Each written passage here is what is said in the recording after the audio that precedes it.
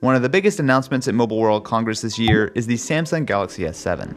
At first glance, it looks very similar to the last model, but there are a few major improvements. This time around, we've got two very different models. The standard Galaxy S7 with a 5.1-inch screen, and the S7 Edge that comes with a bigger 5.5-inch curved display.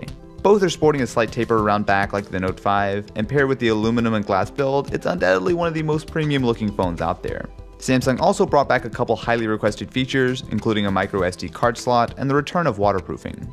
This is a big one. The Galaxy S7 can be submerged in 1.5 meters of water for 30 minutes, and thankfully there aren't any annoying flaps over the ports. Inside, it's no slouch, with the brand new Snapdragon 820, 4GB of RAM, and much bigger batteries, which should help deliver the longevity the last gen lacked. It's also rocking a new 12-megapixel camera. It gives up a bit of detail for a wider lens and bigger pixels, which should help massively in low light.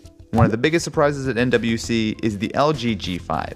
It's rocking a new aluminum build that feels a lot nicer than the G4. It's surprisingly light, and with a smaller 5.3-inch screen, it fits really nicely in the hand. The design is a massive improvement. Not only does it look great, but this might be one of the most comfortable phones I've ever used. Instead of rear buttons, we've got a fingerprint sensor that doubles as a power button. While the display might not be AMOLED, it still looks fantastic, with a 1440p resolution, and it gets seriously bright. Paired with Android 6.0 and LG's scan, it's still a bit too far from stock Android for my taste, but it's totally usable. Look around back and you'll find something a little different. Two cameras. It has a normal 16-megapixel sensor that's paired with a wide-angle camera to give you two totally different looks for photos. This is a really cool idea that gives you what's almost as good as optical zoom without a giant camera on the back. Probably the coolest feature is the removable battery.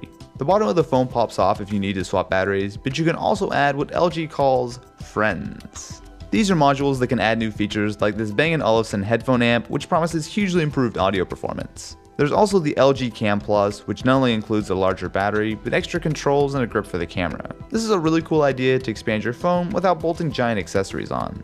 Something I absolutely wasn't expecting is the HP Elite X3. While Windows Phone has been flatlining lately, clearly no one told HP, and they threw basically everything at the Elite. This is a giant 6-inch phone that's packed with tech like the Snapdragon 820 from the G4 and S7, and a monster 4150 mAh battery. It might not be the nicest looking phone out there, but it has a trick up its sleeve: Continuum. Plug it into the USB-C dock, and the Elite transforms into a Windows 10 PC. Hook up a monitor, mouse and keyboard, and you're ready to go.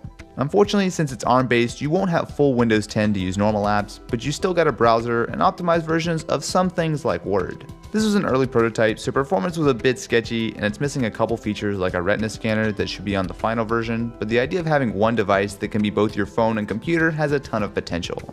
So which was your favorite phone that was announced at MWC? Let me know in the comments below, and I will catch you in the next one.